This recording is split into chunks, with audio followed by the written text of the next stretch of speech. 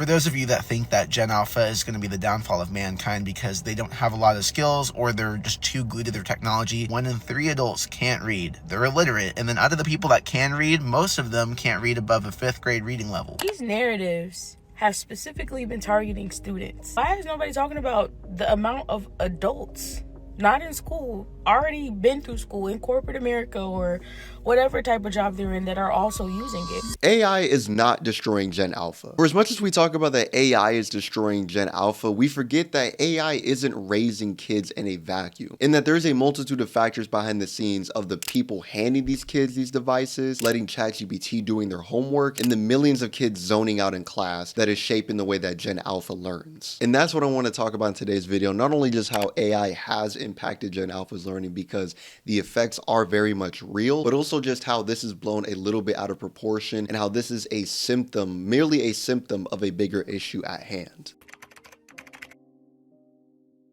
While I am on the other side of the argument of Gen Alpha is being destroyed by AI, I cannot deny how AI has affected Gen Alpha. I'm not gonna lie to you, because yes, the effects are very much real. Obviously, the first effect being that yes, like, would you want your doctor who cheated his whole way through using ChatGPT to do surgery on you? Or would you want this professional to do something when he hasn't even learned anything because once again, he's using ChatGPT? By all means, I 100% see that point of view and I agree with it. Yes, I would not want some doctor to operate on me if bro used ChatGPT the entire time. However, I think there's a lot of other problems when it comes to this, and that is not even more so when it comes to AI in itself. Yes, there was problems with AI that I will get into later, but I think a lot of the issues can actually spawn on the mental side of things. When you use ChatGPT a lot, especially once again, you're using it more so as a crutch, what starts to happen is you start to develop these beliefs and almost this imposter syndrome about yourself, because everything that you're doing, whether it's in your schoolwork, or I would even say worst of all when it comes to dealing with interpersonal problems or maybe just day-to-day tasks that you do on a daily basis, when you rely on ChatGPT so much to solve those issues, you don't have that confidence anymore, or rather it can start to chip away because it feels like the only time you can get things done is when you have ChatGPT ready on your side. And I'm gonna be completely honest with you, this is something that I even started to see in my own personal life. I would say when ChatGPT came out, I used it more so as a tool when it came to like YouTube or even just like more schoolwork at the time. But I'm gonna be real, this past year I've definitely been using ChatGPT as a tool as for my introspection sessions, and I realized that, man, I'm not gonna lie to you, like, okay, it's cool I'm coming to these points, it's cool and all, but I'm not gonna lie, like, I kind of feel like I'm using AI a little bit too much, which once again is starting to kind of knock on my confidence a little bit. So I had to kind of make the conscious effort of using ChatGPT less and using the good old-fashioned thinking, right? Who would have thought that that would have been effective? Simply thinking, and especially when you do it intentionally by putting yourself in a room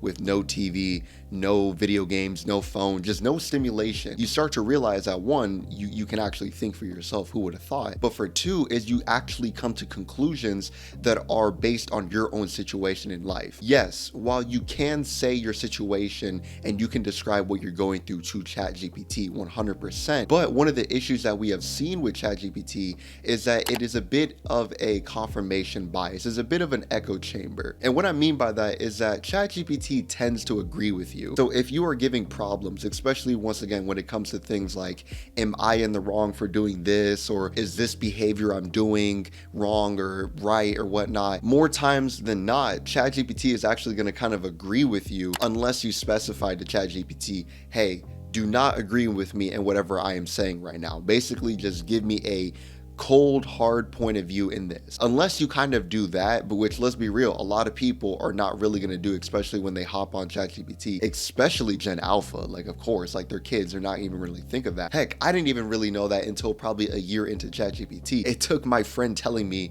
for me to actually, like, you know, learn this. Of course, you're gonna, once again, you're gonna build this echo chamber, which can be bad, especially at a young age, because you're gonna develop and learn these bad habits, and you're gonna normalize these bad habits, for one, whether it comes to schooling, interpersonal problems, or just your day-to-day tasks that you need ChatGPT for. And I think that right there is the worst part of it all, is that this is gonna be normalized. Because Gen Alpha especially doesn't have that reference point of having to think for themselves, or even just using Google. Like, sure, yes, we grew up with Google at 100%, but in a way you still had to have that critical thinking. It wasn't gonna solve it as much as ChatGPT is, especially how ChatGPT is made so easily to basically solve all your problems. This is going to be one of those things where, once again, like, they don't have that point of reference anymore. We're going to have to kind of let them know, hey, this is how you can actually think for yourself. But it's not going to seem right in a way. Like, even though for us it's a bit normal. Okay, well, let's be real now, especially, I'm gonna be real. Like, it has become a little bit more rare to actually think for yourself. But nonetheless,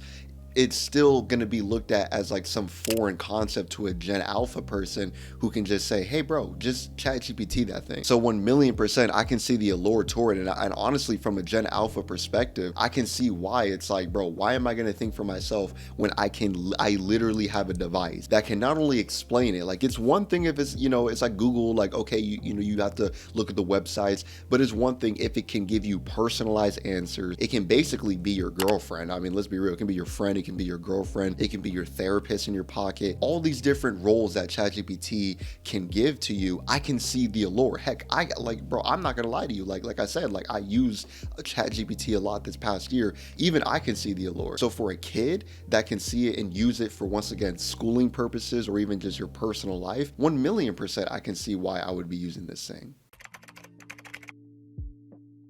However, despite the fact that there is a list of problems when it comes to how AI is affecting Gen Alpha, I still do not believe that Gen Alpha is being destroyed by AI. And one of the main reasons is because, especially at this stage, all right, I'm recording this on June 25th, 2025. So hey, maybe 5-10 years down the line, I might have a different point of view on this. But at least the way that AI is currently run right now, it still needs human input. It's not as smart as we think it is. As much as we give it credit for how it can do these many things and be your therapist, your teacher, your this and that, it still requires a level of human input that at that point it is more so dependent on the human that is using it behind it. In this point, AI is still a tool. So let's say there is 2 Gen Alpha students. One person is using AI, they come across ChatGPT, and they're more so use it as a tool to actually learn more on the subject. They want to learn more about the history of this certain event. So they use ChatGPT to look at the information, or maybe even put themselves in that perspective, whatever they want to do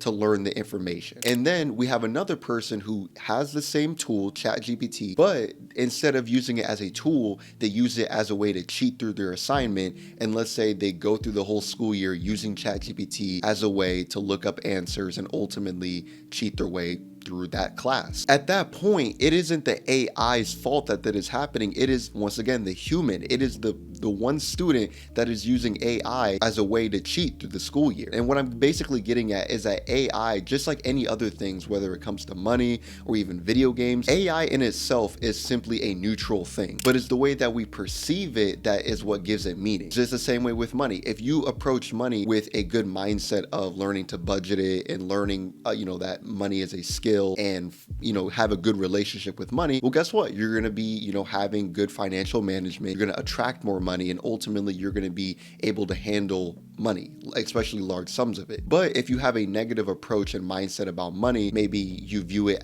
from a scarcity mindset, or you don't know how to manage it in X, Y, and Z, well, of course you're going to have these beliefs that money is the root of all evil, and that money is bad, and that you're going to have that belief.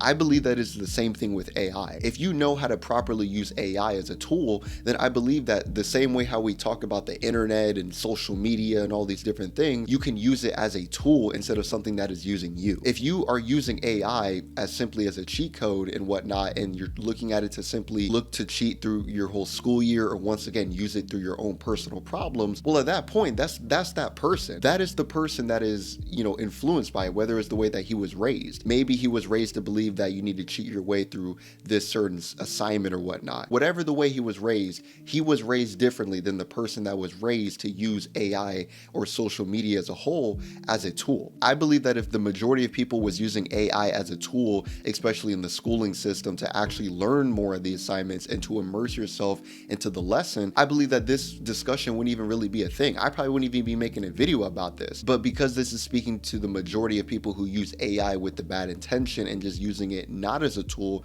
but more so using it as a crutch, now this has become a discussion because AI is destroying Gen Alpha, and oh my god, the schooling system can't catch up and this and that. Like, we're having this this big kind of, discussion about it, because once again, it is the humans and their intent behind it that is the discussion, not necessarily AI. It kind of reminds me of like the whole video games is the whole issue thing, when it's like, no, there's people who have good mental health, who have a good, loving, stable household that play GTA, that have the capability of playing Grand Theft Auto 5 and not having the urge to basically go hit a lick on somebody. I think this whole just argument as a whole, it really shifts the blame from actually looking from yourself onto the actual thing as a whole. So instead of taking personal responsibility and looking at how can I improve my own mental capability to use AI as a tool, or to look at video games as something that is merely an entertainment form, we instead shift the blame towards the actual tool itself, when once again, it is simply a neutral thing. I personally believe that a lot of things in life,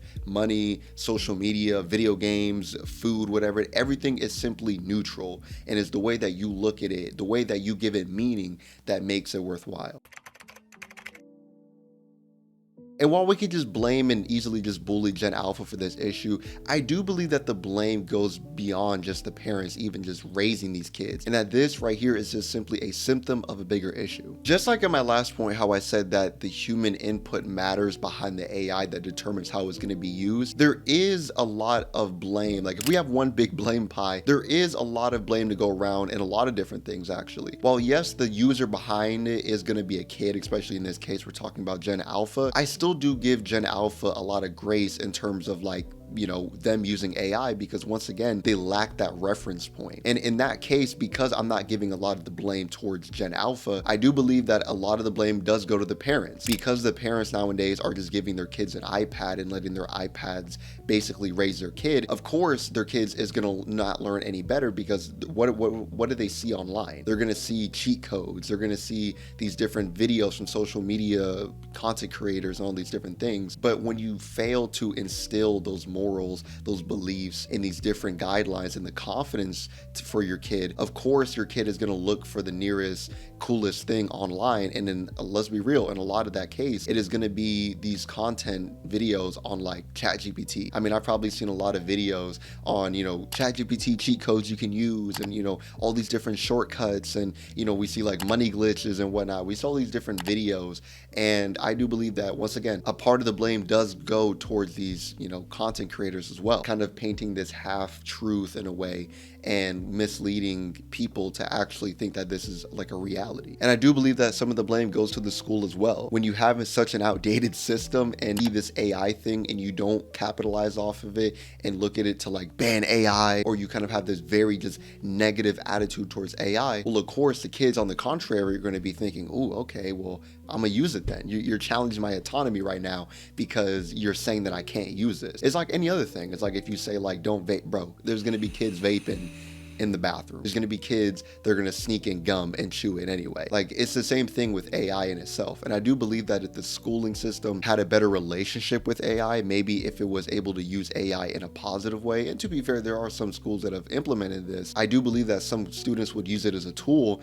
and not use it basically to cheat their way throughout the whole schooling system. Now, is it gonna be the majority of people? Like, is all of a sudden, if the school implements ChatGPT, is every student gonna use it correctly? No, of course. Like, I think when it comes to these discussions, we live so much on an extremes of like, if we give a solution, it basically has to solve the entire issue, when that isn't the case. Even if ChatGPT was welcomed in these schooling systems, the problem would still persist, absolutely, but it would help more than what it is now. It's a better start than what it is now. I'm gonna just be real. So yeah, overall, I still do believe that, once again, while there is a lot of noise around AI is destroying Gen Alpha and this and that, yes, there are effects to it. I'm not gonna lie to you and say that there isn't, but I still do believe people are blowing this a little bit out of proportion. Now, once again, 5-10 years from now, I might be saying a different tune. If you want to watch more videos on generations and their problems, click the video on the screen to watch this one in particular. I will see you in the next one. Peace.